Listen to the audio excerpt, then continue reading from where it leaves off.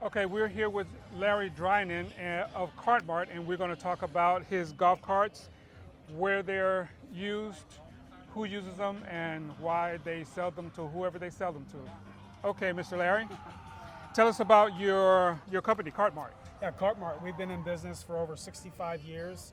The CEO of the company actually started at the company. His grandfather owned it and started Cart Mart. He's worked his way up from sweeping floors to running the company. Great person. Brian Rott is his name. He's also a member of the Low Speed Vehicle Initiative in the state of California and nationwide.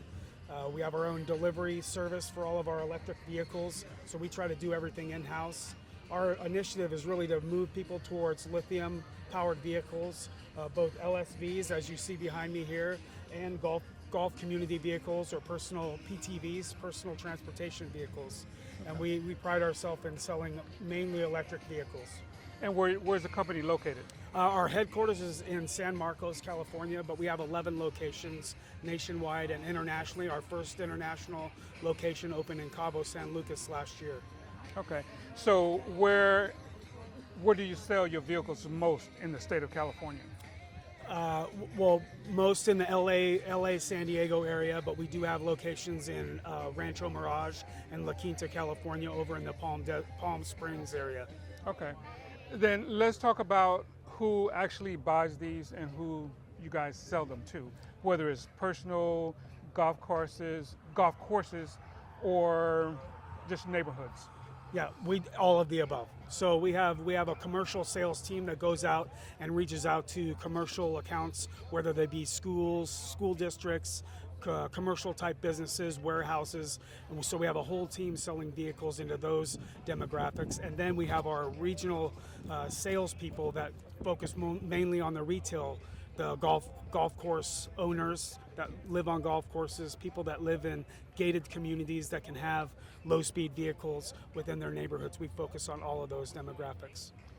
Now talk about whether I could buy one and ride it on the streets in my neighborhood. Yeah, so in any state, but in the state of California, it's city specific, and actually some cities have pockets where they're not allowed. So it's best for someone who wants to buy one of these vehicles to reach out to the city and make sure that they're capable of driving. That being said, if the city allows low-speed vehicles, then any low-speed vehicle like the new Club Car Onward LSV behind me, any street that's under 35 miles an hour, this can operate on if the city allows it.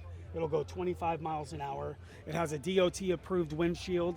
It has obviously brakes, seat belts, included side view mirrors, rear view mirror, and it actually has a license plate on it. It will have a license plate on it when it's registered. Okay. Now, is this windshield, is that plastic or is it glass? This is glass, DOT certified 4.0, yep. Okay. Now, if I bought one, does it have to be registered? It doesn't. So if you buy one for personal use, you don't have to register it, but most communities will ask you to get insurance on the vehicle. So there's a difference between an actual VIN, which is a vehicle identification number, and a serial number like a non-street legal golf cart. But typically a homeowner's policy will cover a non-license plated vehicle. You just need to provide them with the serial number versus the VIN number. Okay. Now let's talk about battery power for these. Yes. We mainly sell lithium batteries. We've diverted away from the traditional lead acid, or flooded batteries as they call them. We've moved to a more lithium holistically across the company. If a customer specifically wants lead acid, we'll sell it to them, but we focus mainly on lithium battery power. Now, if I bought a cart from you today, like maybe this one, Yeah. how long could I expect that battery to last? Driving it every day, every other day, or something like that? Great question. So these lithium packs are engineered they do charge cycles. All of these packs are designed for 6,000 or greater charging cycles. So that means a charging cycle is when you're done using it and you plug it in, that's a charging cycle. Okay. So they're designed to withstand over 6,000 charging cycles. Okay.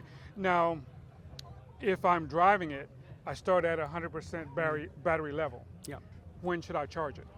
So we always say at Cart Mart and pretty much in the industry, we say ABC, always be charging. So in other words, every time you use it, you would plug it in and charge it.